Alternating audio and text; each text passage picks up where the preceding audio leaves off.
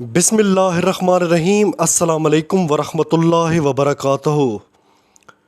مکہ سے کربلا تقریباً 1731 کلومیٹر ہے۔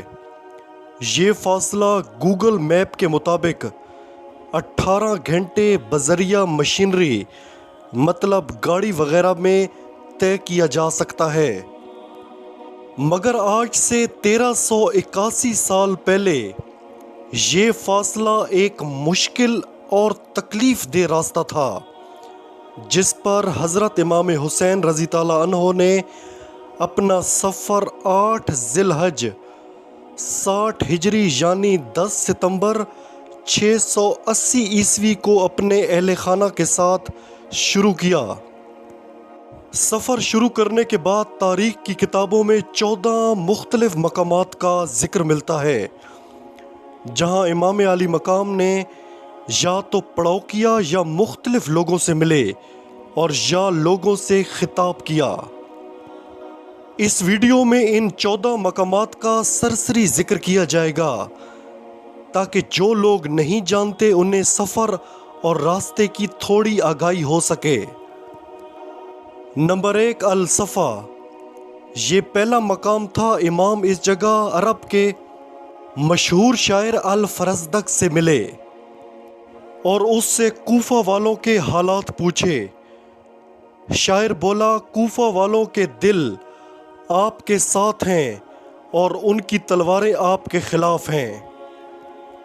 شاعر نے امام کو کوفہ جانے سے روکا، مگر امام اپنا سفر شروع کر چکے تھے۔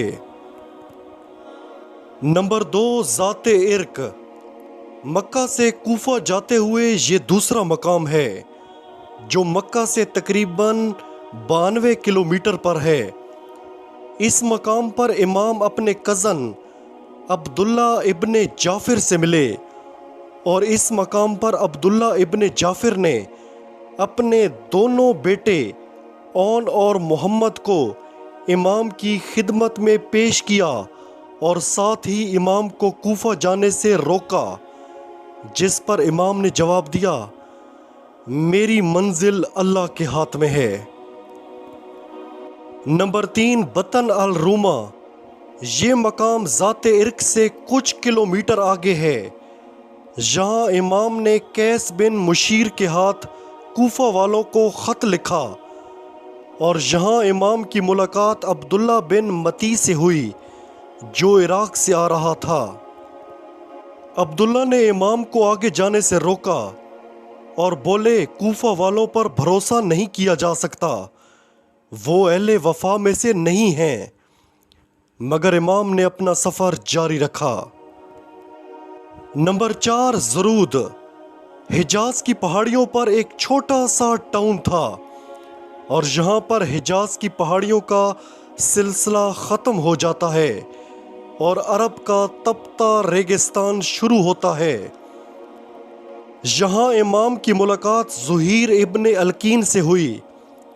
اسے جب پتہ چلا کہ امام کس مقصد کے لیے جا رہے ہیں تو اس نے اپنا تمام سامان اپنی بیوی کے حوالے کیا اور اسے کہا کہ تم گھر جاؤ، میری خواہش ہے کہ میں امام کے ساتھ شہید ہو جاؤں۔ نمبر 5، زبالہ۔ اس مقام پر امام کی ملاقات 2 آدمیوں سے ہوئی جن کا تعلق عرب کے قبیلہ اسدی سے تھا۔ انہوں نے امام کو کوفہ والوں کے ہاتھوں جناب مسلم بن عقیل کی شہادت کی خبر دی۔ امام نے فرمایا، بے شک ہم اللہ کے لیے ہیں اور اسی کی طرف لوٹ کر جانے والے ہیں، اور بے شک وہ ہماری قربانیوں کا حساب رکھنے والا ہے۔ اس مقام پر امام نے اپنے ساتھ چلنے والوں کو بتایا کہ جناب مسلم اور جناب ہانی کو شہید کر دیا گیا ہے اور کوفہ والے ہماری مدد نہیں کریں گے۔ امام نے اس مقام پر فرمایا، جو چھوڑ کر جانا چاہتا ہے واپس چلا جائے۔ بہت سے قبائل جو راستے میں امام کے ساتھ اس امید پر چل پڑے تھے کہ انہیں مال و دولت ملے گی، اس مقام پر ادھر ادھر بکھر گئے اور واپس اپنے گھروں کو لوٹ گئے، اور امام کے ساتھ ان کے اہل خانہ سمیت تقریباً 50 لوگ رہ گئے۔ نمبر 6، بطن العقیق۔ اس مقام پر امام اکرمہ قبیلے کے ایک آدمی سے ملے، جس نے امام کو آگاہ کیا کہ کوفہ میں آپ کا کوئی دوست نہیں۔ کوفہ کو یزید کے لشکر نے گھیرے میں لے لیا ہے اور اس کے داخلی اور خارجی راستے بند کر دیے ہیں، آپ کوفہ تشریف نہ لے جائیں۔ یہاں بھی امام نے اپنا سفر جاری رکھا۔ نمبر 7، سورت۔ اس مقام پر امام نے رات بسر کی اور صبح اپنے قافلے سے کہا جتنا پانی ہو سکتا ہے ساتھ لے لیں۔ نمبر 8، شرف۔ اس مقام پر امام کے ساتھیوں میں سے ایک چلایا کہ اس نے ایک لشکر کو اپنی طرف آتے دیکھا ہے۔ امام فوراً قافلے کا رخ موڑ کر قریب ایک پہاڑ کے پیچھے لے گئے۔ نمبر 9، ذو حسم۔ اس مقام پر امام کی ملاقات حر اور اس کے 1000 سپاہیوں سے ہوئی جو پیاسے تھے۔ امام نے سب کو پانی پلانے کا حکم دیا اور بذات خود بھی سب کو پانی پلایا اور جانوروں کو بھی پانی پلایا گیا۔ اس مقام پر ظہر کی نماز ادا کی گئی اور سب نے مل کر امام کی امامت میں نماز ظہر ادا کی۔ اس مقام پر امام نے حر اور اس کی فوج سے خطاب کیا اور فرمایا، او اہل کوفہ، تم لوگوں نے میرے پاس اپنے قاصد بھیجے اور مجھے خطوط لکھے کہ تم لوگوں کے پاس کوئی امام نہیں، اور میں کوفہ آؤں اور تم لوگوں کو اللہ کے راستے میں اکٹھا کروں اور تم لوگ میری بیعت کر سکو۔ تم لوگوں نے لکھا کہ آپ اہل بیت ہیں اور ہمارے معاملات ان لوگوں کی نسبت جو ناانصافی کرتے ہیں، ظلم کرتے ہیں، بہتر طریقے سے حل کر سکتے ہیں۔ اب تم لوگوں نے ارادے کیوں بدل لیے اور تم لوگ کیوں منکر ہو گئے ہو اور اہل بیت کے حقوق نہیں جانتے اور اپنے وعدوں سے پھر رہے ہو؟ اگر یہ بات ہے تو میں واپس چلا جاتا ہوں۔ حر کے لشکر نے امام کو واپس نہیں جانے دیا اور انہیں گھیر کر کوفہ کی بجائے کربلا کی طرف لے گیا۔ نمبر 10، بعیضہ۔ امام اگلے دن بعیضہ پہنچے اور اس مقام پر پھر حر کے لشکر سے خطاب کیا۔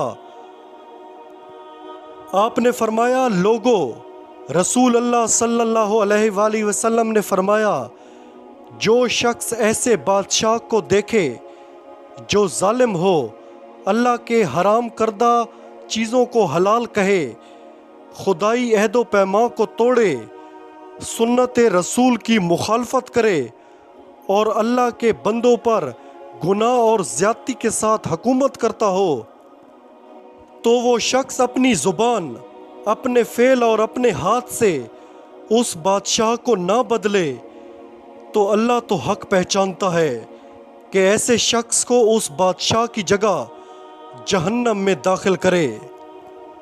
امام نے اس مقام پر مزید فرمایا، لوگوں، تمہیں معلوم نہیں جن لوگوں نے شیطان کی اطاعت اختیار کی اور اللہ سے منہ پھیر لیا، ملک میں فساد برپا کیا، حدود شرع کو معطل کیا اور مال غنیمت کو اپنے لیے مختص کر دیا، ایسی صورت میں مجھ سے زیادہ کس پر فرض عائد ہوتا ہے کہ وہ اصلاح کی کوشش کرے؟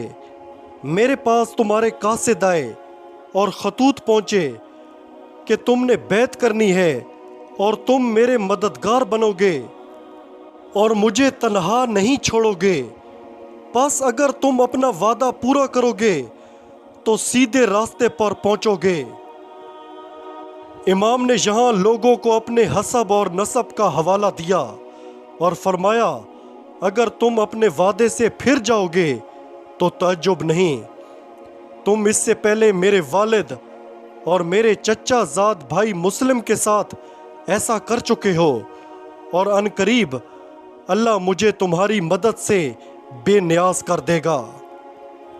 امام کی تقریر سن کر حر نے امام سے کہا کہ اگر آپ نے جنگ کی تو آپ کو قتل کر دیا جائے گا۔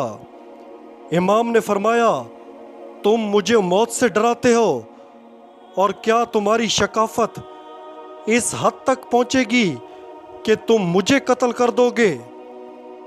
حر کے لشکر پر کوئی اثر نہ ہوا اور وہ امام کو کربلا کی طرف گھیر کر لے جاتے رہے۔ نمبر 11، عزیب الحجنات۔ اس مقام پر امام کی ملاقات طرحمہ بن عدی سے ہوئی، جس نے امام کو کوفے والوں کے خطرناک ارادے سے آگاہ کیا، جسے امام پہلے سے ہی جانتے تھے۔ انہوں نے امام کے لشکر کو پناہ دینے کے لیے درخواست دی تو امام نے فرمایا اللہ تعالیٰ تمہارے اور تمہاری قوم کو جزائے خیر دے۔ ہم میں اور ان لوگوں میں عہد ہو چکا ہے، اور اب ہم اس عہد سے پھر نہیں سکتے۔ نمبر 12، کسر بنی مقاتل۔ فیصلہ ہو چکا تھا کہ امام کو کوفہ نہیں جانے دیا جائے گا، چنانچہ حر کے لشکر نے کوفہ کا راستہ بدل کر امام کو گھیر کر کربلا کی طرف لے جانا شروع کیا، اور امام راستے میں کسر بنی مقاتل رکے، اور شام کے وقت میں امام نے فرمایا بے شک ہم اللہ کے لیے ہیں اور اسی کی طرف لوٹ کر جانے والے ہیں۔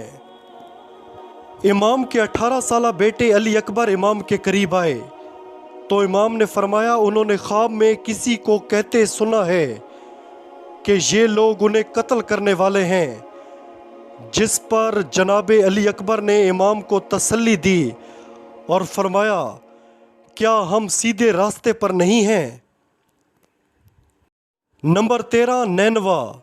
اس مقام پر حر کو ابن زیاد کا خط ملا، جس میں اس نے لکھا تھا کہ امام جہاں ہیں انہیں وہی روک لو اور انہیں ایسی جگہ اتارو جہاں پر نہ پانی ہو نہ ہریالی ہو۔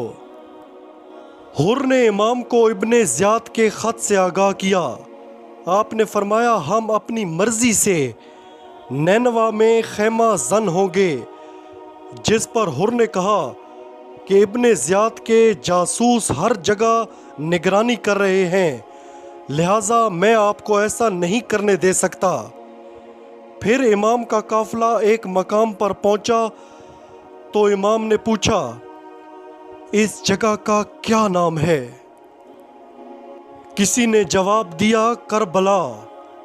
امام نے فرمایا یہ کرب و بلا کی جگہ ہے، یہ وہ جگہ ہے جہاں ہمیں قتل کیا جائے گا۔ نمبر 14، کربلا۔ امام کے حکم پر کربلا کے میدان میں خیمے گاڑ دیے گئے۔